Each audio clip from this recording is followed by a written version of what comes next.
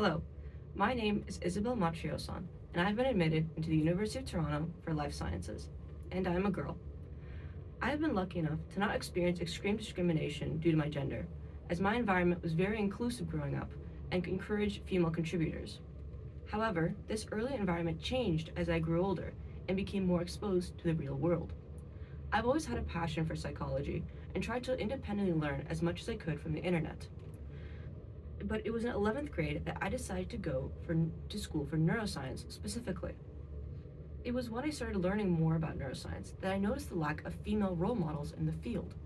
The high school teacher who first got me interested in the topic was a man, and every single university lecture I found online had male lecturers. After I noticed that, I started reflecting on the previous role models I had had growing up. In psychology, all the big names were male, like Freud, Maslow, and Jung, while the women were never highlighted. Even my root cause for my love of science, an online educational content creator, was a man. It was only now that I started worrying about my place in the world. I had been researching and learning for months now, and there were almost no people like me in the field I wanted to go into.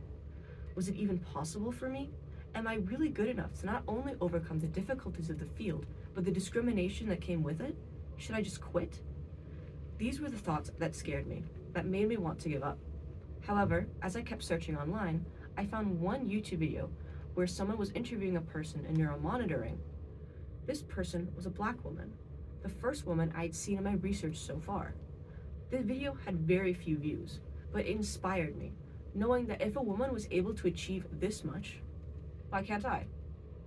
This moment pushed me to specifically find female neuroscience and psychology content creators and follow them, introducing me to a large female community I was unaware of before. It helped me to not give up hope, and also pushed me to find successful women in real life.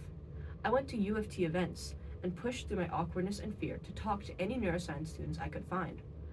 I went to competitions and met many like-minded girls who I became friends with. And when I checked the Instagram page for the neuroscience competition I went to, seeing that half the finalists were girls, I felt a sense of pride I never expected I would. For other girls in similar situations to mine, I want to stress the importance of finding your people.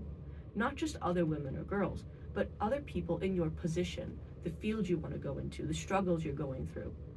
It gives hope that you're not alone. Finding connections and building your village is so much more important than I once thought.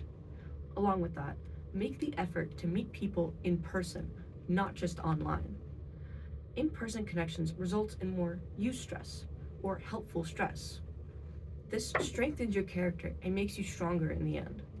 If it weren't for my desire to find my village, I likely would not have had the confidence to support to go to competitions or university events, and I would not be who I am today.